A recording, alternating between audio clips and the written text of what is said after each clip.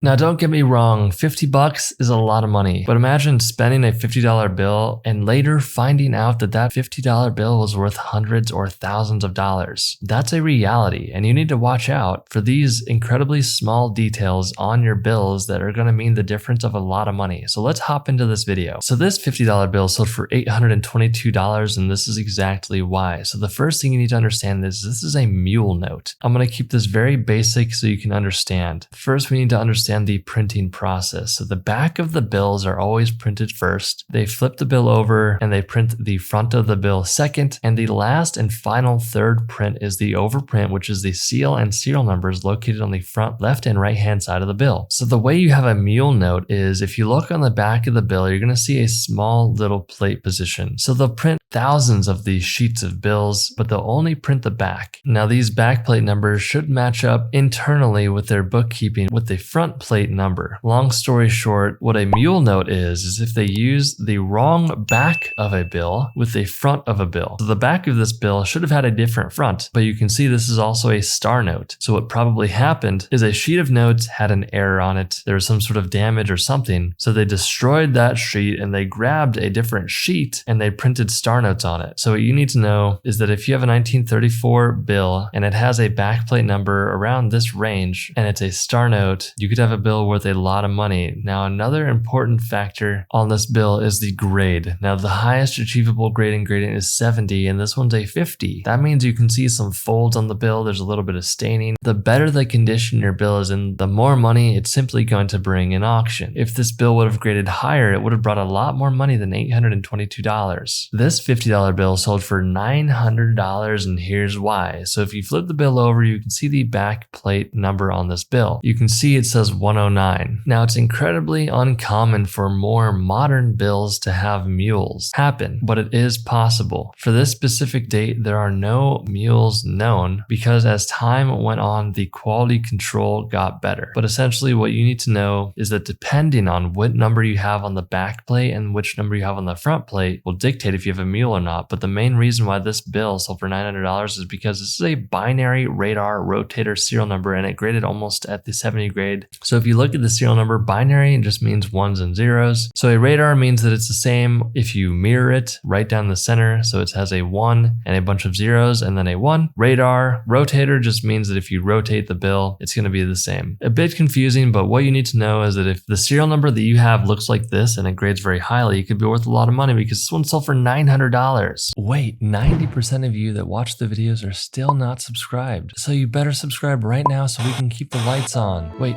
no, I was kidding.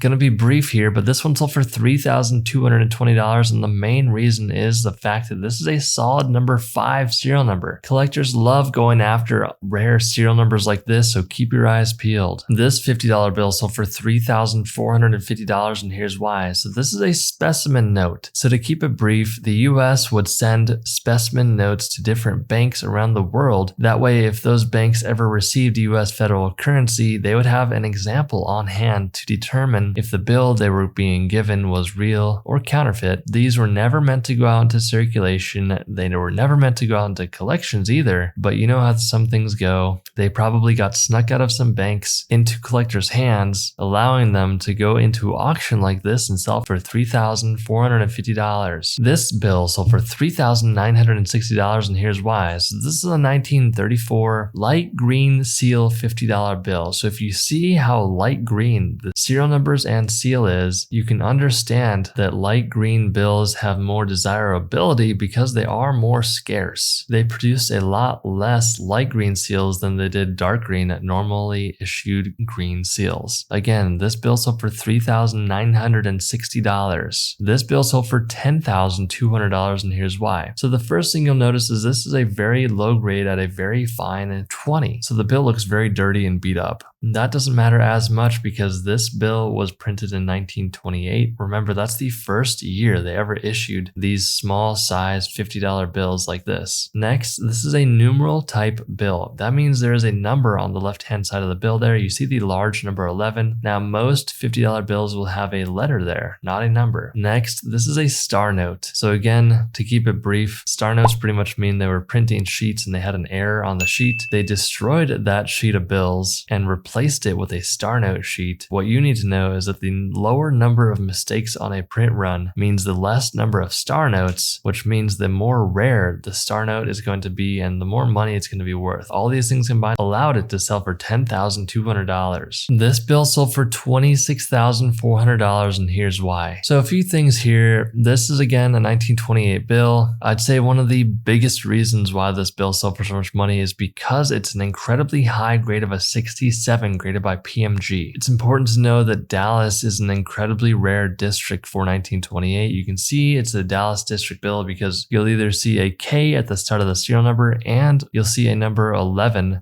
on the left side of the bill. Fun fact, K is the 11th number in the alphabet. You're going to notice that pattern for all numeral type bills from 1928. Again, if you have this bill from 1928 and it's in good condition, you've hit the jackpot as long as it's real, because this bill sold for $26,400. YouTube has a complex algorithm that knows exactly which video you should watch next, and that video is on the screen, so go ahead and click on that video and I'll see you inside.